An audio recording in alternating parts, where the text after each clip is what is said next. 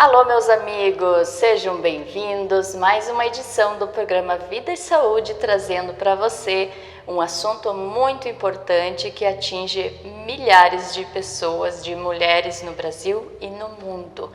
Endometriose. Você já ouviu falar sobre esse assunto? Se não ouviu, ou você que sofre com esse problema, vamos tirar algumas dúvidas aí com o Dr. Ierra Serrano, que é especialista nessa área. Então acompanhe com a gente a nossa entrevista.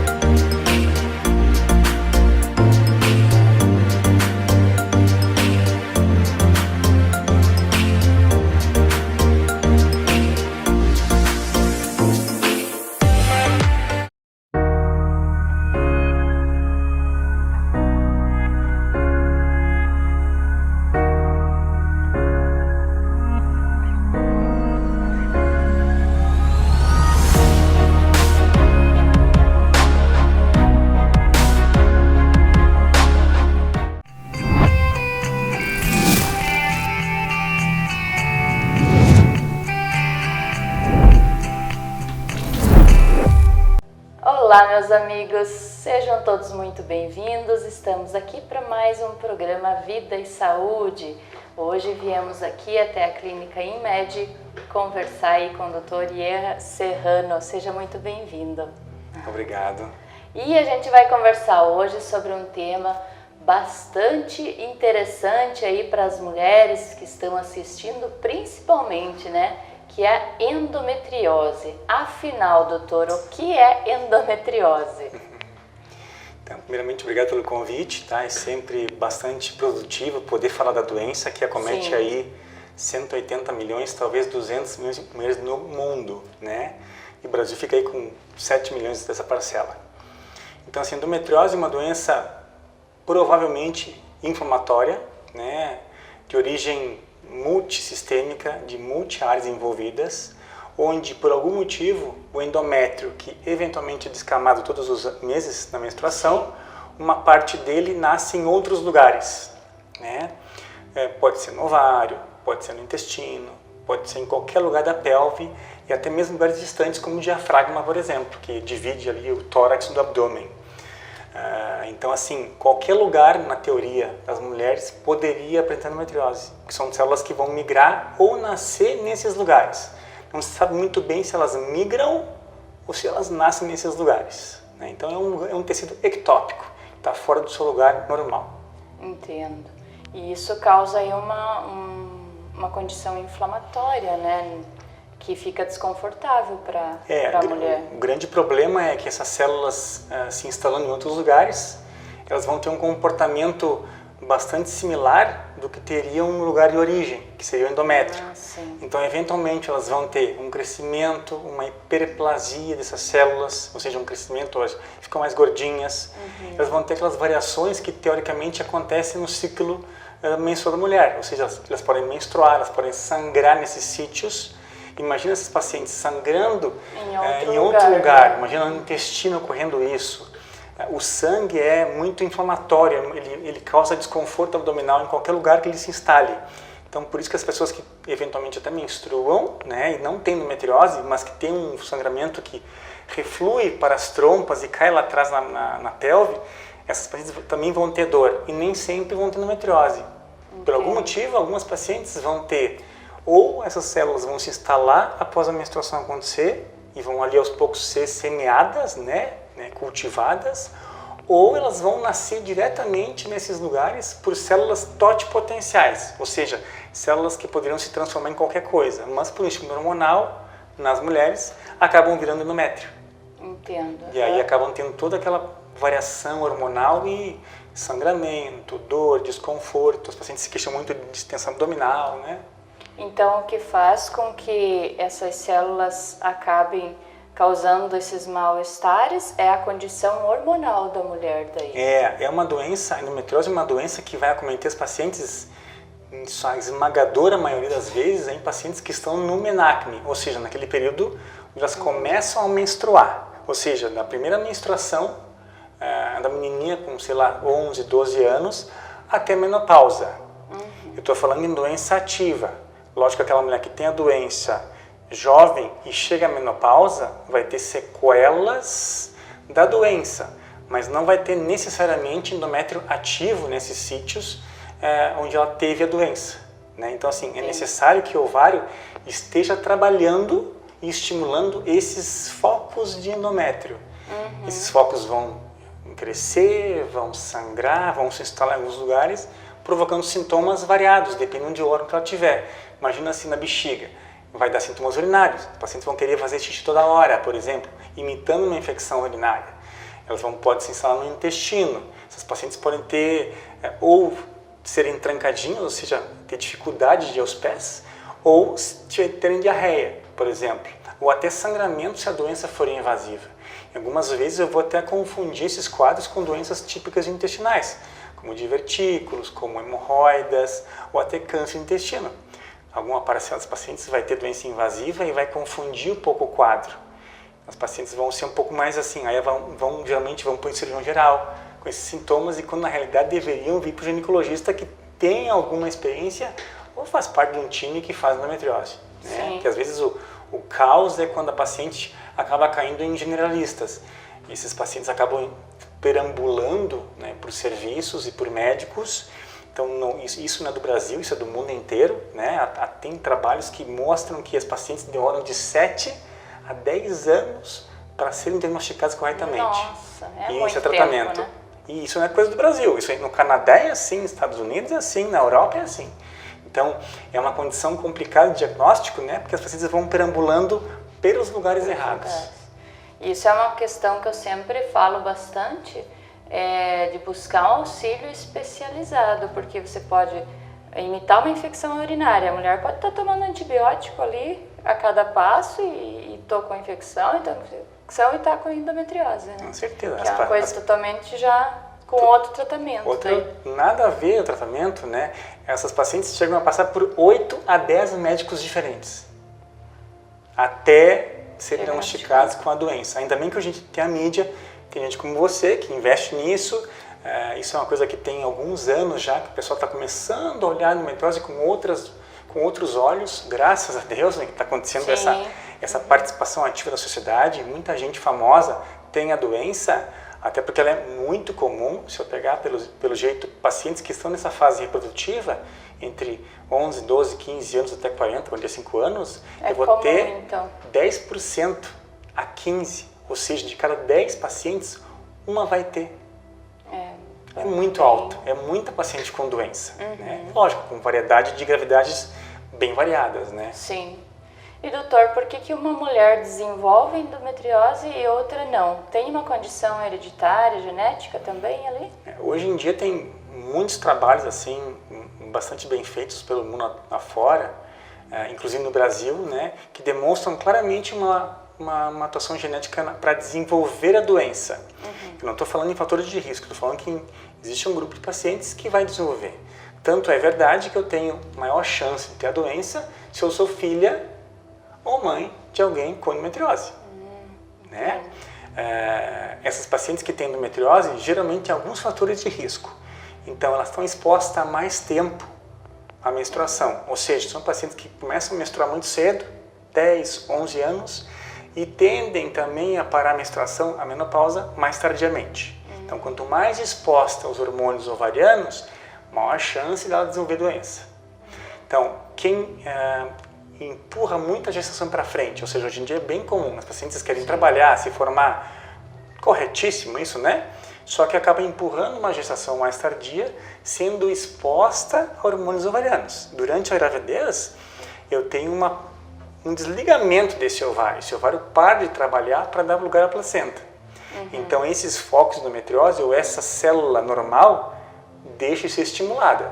Então, essas pacientes que engravidam precocemente têm uma proteção. A mesma coisa que toma pílula, por exemplo. Ela está bloqueando aquele ovário, né? Outro fator de risco também seriam algumas raças, tem mais predileção, e principalmente paciente hoje em dia que é submetido à cesariana. Hoje em dia tem uma evidência bastante forte de que a cesariana aumentaria o risco para desenvolver a doença.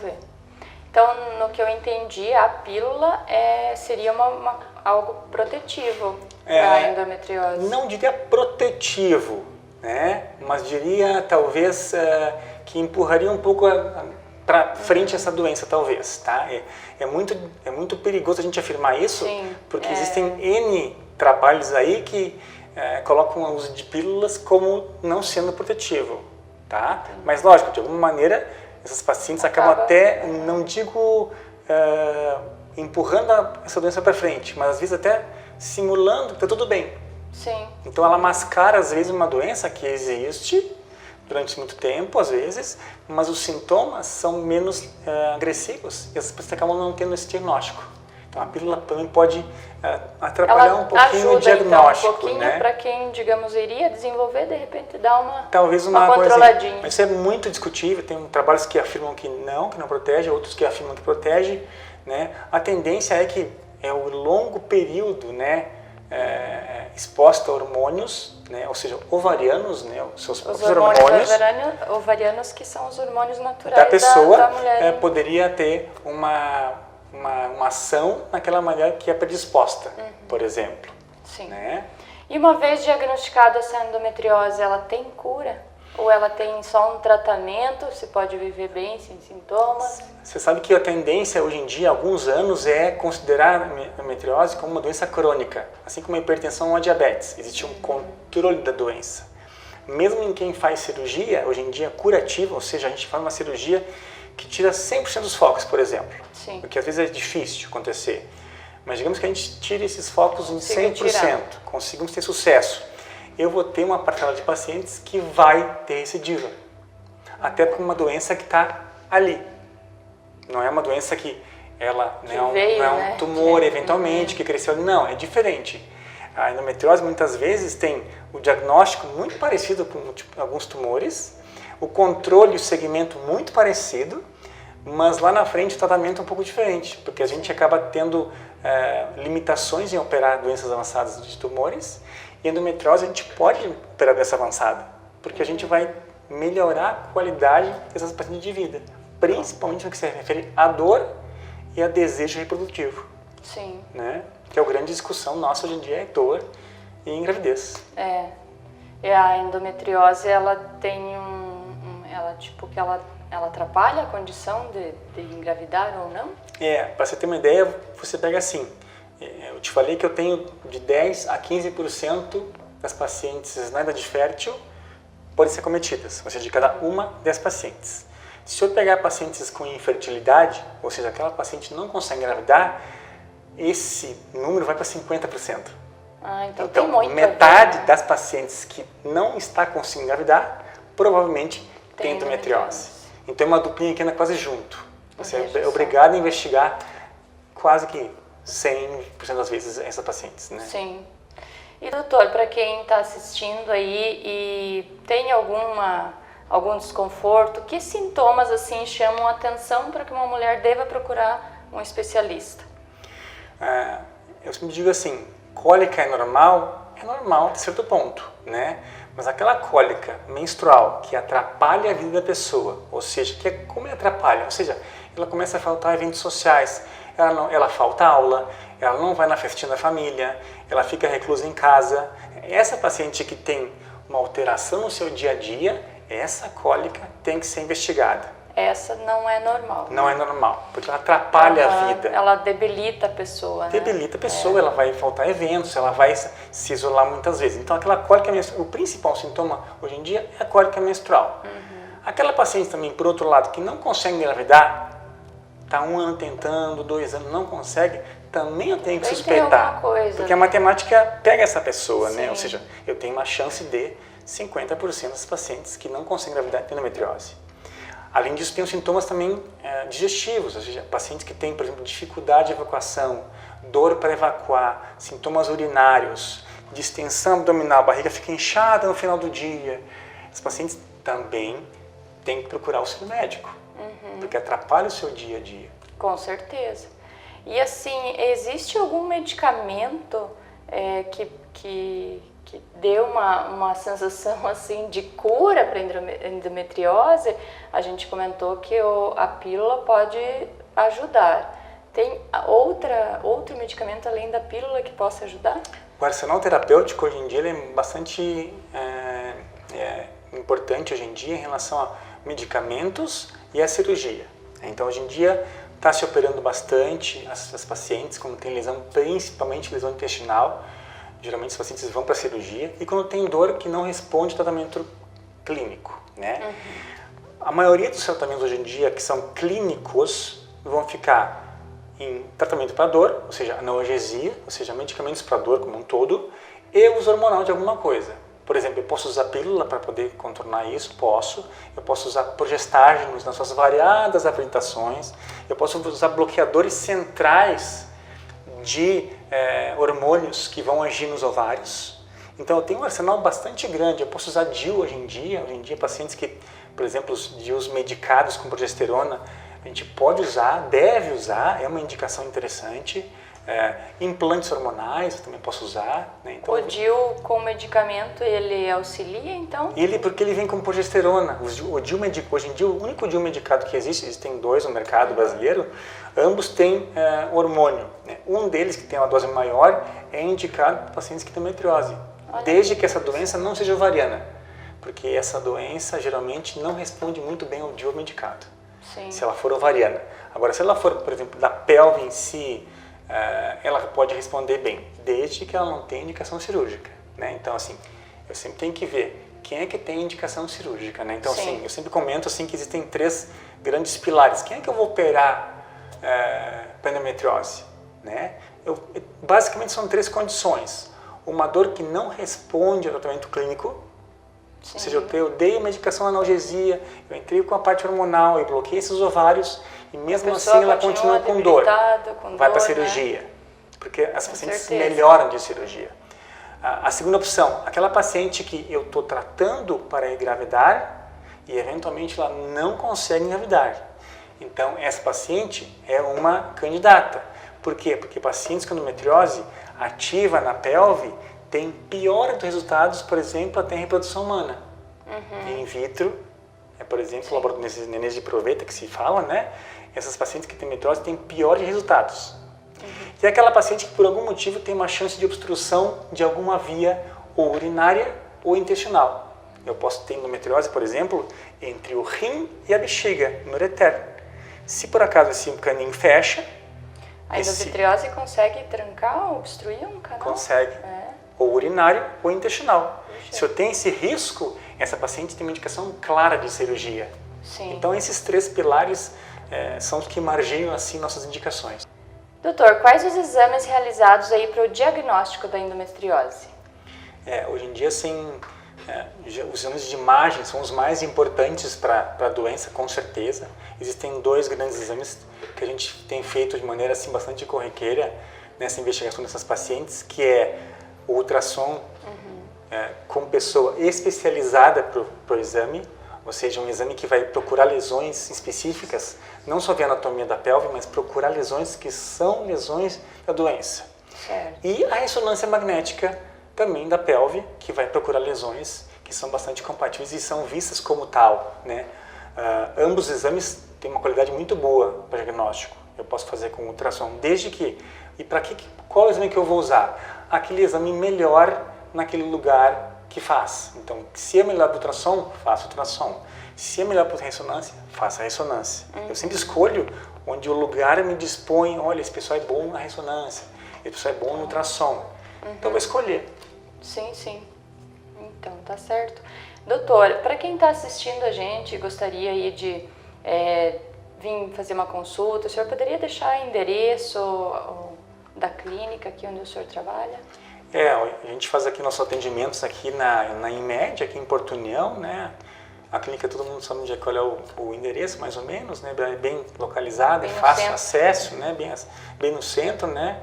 A gente está o dia inteiro aqui, né? Porque, afinal de contas, é uma área que a gente, há muito tempo já labuta nessa área de dor na mulher, endometriose, e da reprodução humana também. A gente tem parceiros em Curitiba, né? Até em São Paulo também, que faz esse tipo de investigação e tratamento, né, que estão ligados à reprodução também, não só à doença, né? Então, hoje em dia, a busca até a mídia tem ajudado muito isso, né? As pacientes não suportam mais ter dor. Sim. Não é normal ter dor, não né? É normal. Então, assim, aquela coisa assim, não, isso é normal. As pessoas já estão entendendo que não é normal ter dor. Então, elas vão à procura de alguém ou de um grupo de pessoas que as escute e investigue. E hoje em dia, quanto mais precoce é feito o exame, eu previno complicações. Então, essa paciente, assim, se eu demorar 8 anos para fazer esse diagnóstico, eu vou ter 8 anos de doença avançando nesse organismo, piorando a condição, piorando o resultado cirúrgico. Agora, se eu fizer um diagnóstico rápido, essa paciente já pegar no começo da doença, nos primeiros sintomas, eu vou evitar, às vezes, cirurgias mutiladoras ou maiores de risco nessa paciente. Pois é, isso aí é uma coisa bem interessante. Então, para você que está assistindo, né, procure aí um especialista, não se sinta como normal, está passando dor e realmente, né, procure alguém especializado nessa área, não é, doutor? É isso aí. Muito bem, então, agradeço aí pelas suas informações, com certeza aí vai ajudar muita gente que está assistindo, né, e que passa por esses problemas que não são nada agradáveis. Muito obrigado. Obrigado, boa noite.